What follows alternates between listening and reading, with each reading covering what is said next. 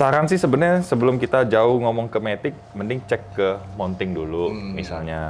Grand Vitara masih AT kan? Grand Vitara AT? Masih. Oh, Grand Vitara cakep loh, gue lebih suka itu. Karena yang pasti gue suka transmisi AT. Gue nggak suka CVT.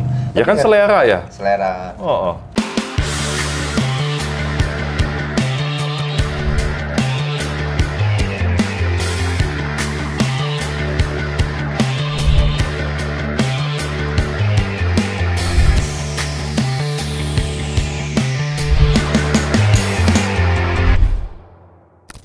Balik lagi di YouTube Domo Transmisi di Obsesi, obrolan seputar transmisi episode 33 guys.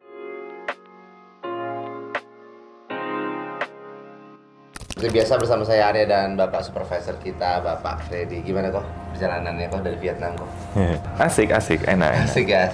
Oke kok, seperti biasa kok, kita kan lagi ada di segmen Obsesi kok. Jadi pertanyaan-pertanyaan seputar transmisi, perawatan Matic yang ada di kolom komentar dengan hashtag Obsesi akan kita bahas di video ini kok. Nah jadi buat teman-teman yang punya pertanyaan seputar transmisi, langsung aja komentar di video bawah ini dengan hashtag Obsesi, nanti akan kita bacakan di video-video Obsesi selanjutnya. Nggak seputar transmisi aja. Apa aja? Mobil juga. Iya, mobil juga boleh. Yang mau diskusi soal budget segini, cocoknya mobil apa? Tentang mobil bekas lah ya. Boleh. Boleh. Apa aja? Pokoknya seputar mobil dah ya.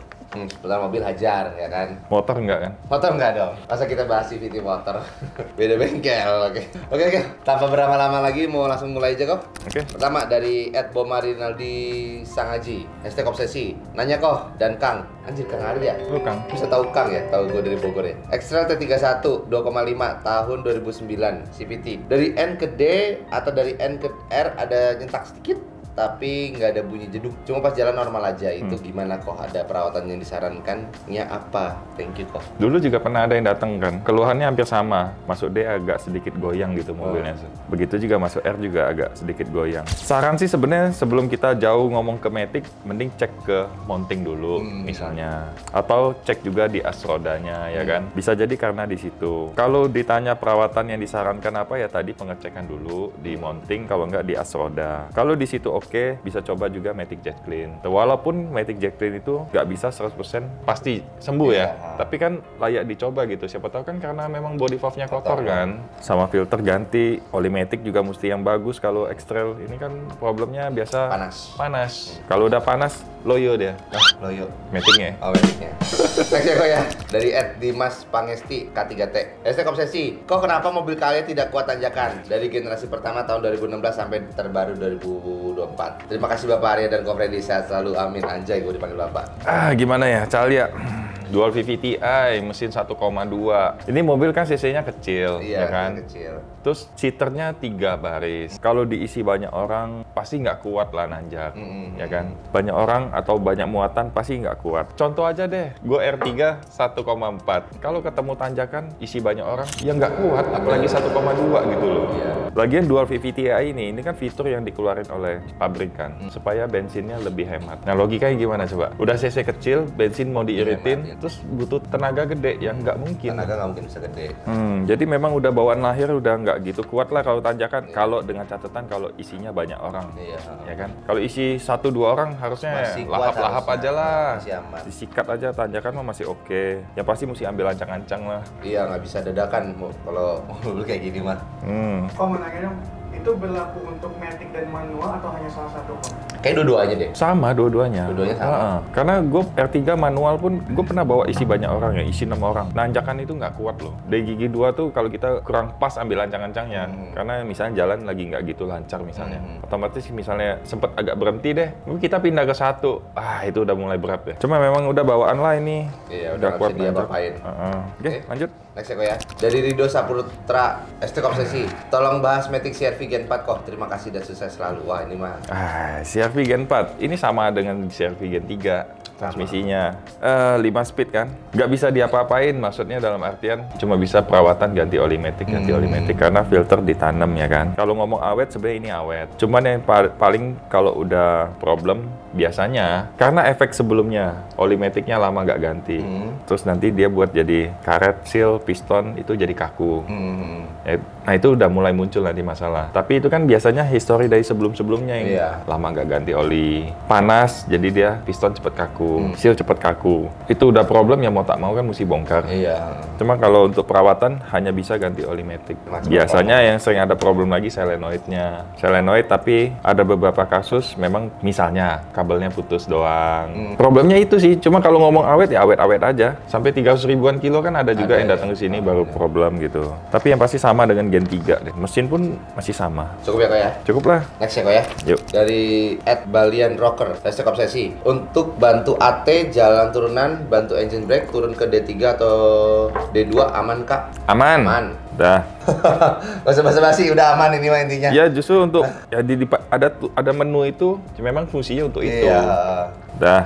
Aman. Aman. Oke, next ya kok ya. Dari Ucup Bomber, hashtag obsesi. Koh, dari semua video kenapa nggak pernah bahas Suzuki XX4 atau X-Over 2011 mengenai kualitas mesin, transmisi, kenyamanan, perawatan, harga spare part atau kesulitan partnya kalau rusak dan konsumsi BBM. Wah, Jai. Ini sama kayak R3 kan? Wah, ini mah kok udah paham lah kok. Enggak, ini mesinnya beda dengan R3. Oh, beda ya? Beda. SX4 ini sebenarnya nggak banyak problem. Cuman kalau ini kan tahunnya sudah lumayan agak tua. Paling yang perlu diperhatiin sebenarnya radiator aja sih sebenarnya. Kalau mesin sebenarnya bagus. Mobil ini bagus. Transmisi pun nggak banyak problem ya kan? Bagus. Ini sebenarnya gue suka mobil Suzuki itu. Entah kenapa gue suka. Dulu pun sempat gue kepikiran pengen punya satu loh, XX4. Oh iya? Tapi gue carinya yang tahun-tahun 2011. Yang lampunya udah Pro G, bukan yang keluaran awal. Ya lu tau lah, pasti gue carinya yang facelift. Nah, jadi nyaman sih nyaman, cuma konsumsi BBM-nya nggak gitu irit. Oh, paling 110 lah kurang lebih. Loh, start cc-nya mobilnya berapa? 1.5 ini. Katanya boros juga ya? Keren kayak R3 bisa 116, 19. Kalau kota mungkin segitu bisa. Nah, lu jangan bandingin sama R3 gue lah. Harga spare part yang nggak begitu mahal juga lah. Suzuki apa sih yang mahal? Ya pasti mobil ini bandel sih. Cuma mungkin kaki-kakinya aja biasa agak suka udah mulai encok-encok karena faktor usia kan. Ya, paling itu sih kalau konsumsi BBM nggak begitu irit. Cuma kalau enak sih enak. Oke, next ya kok ya. Dari Ardi Swastika, hashtag obsesi. Izin bertanya kok, lebih kuat mana transmisi CVT Veloz sama Expander? Atau ada pabrikan lain yang masih pakai CVT-nya badak? Karena kebanyakan semua sudah CVT. Atau yang masih AT modelnya tampangnya kurang serep di hati.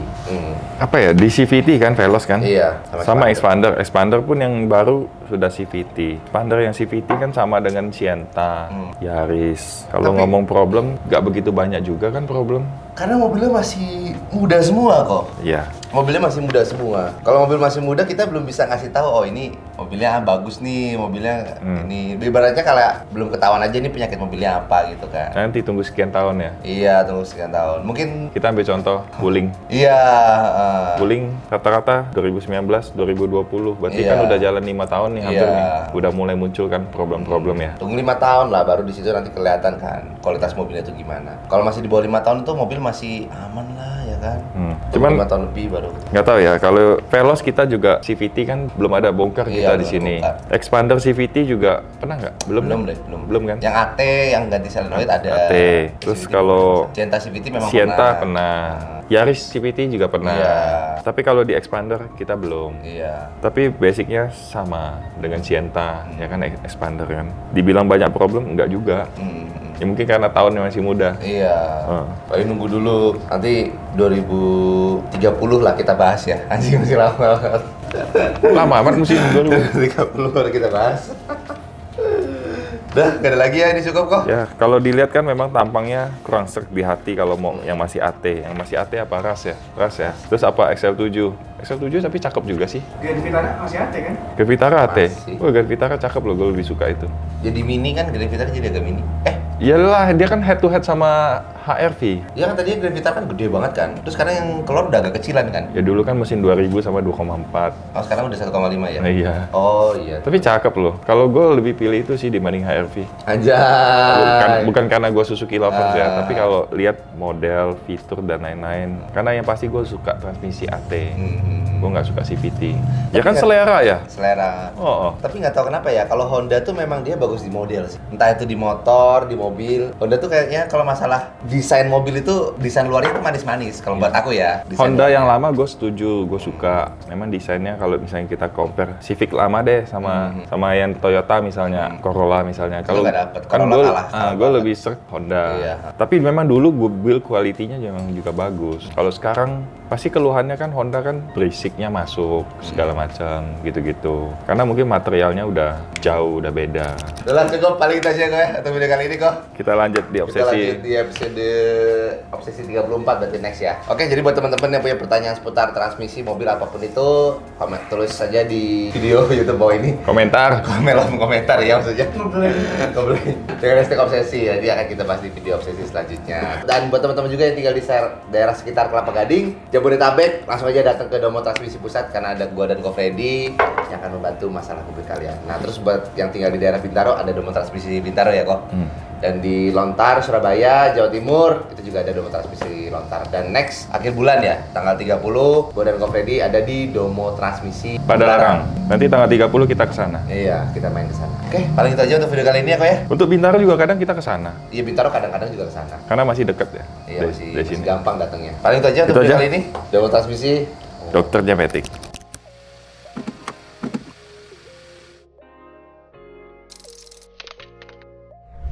Domo Transmisi, dokternya Matic.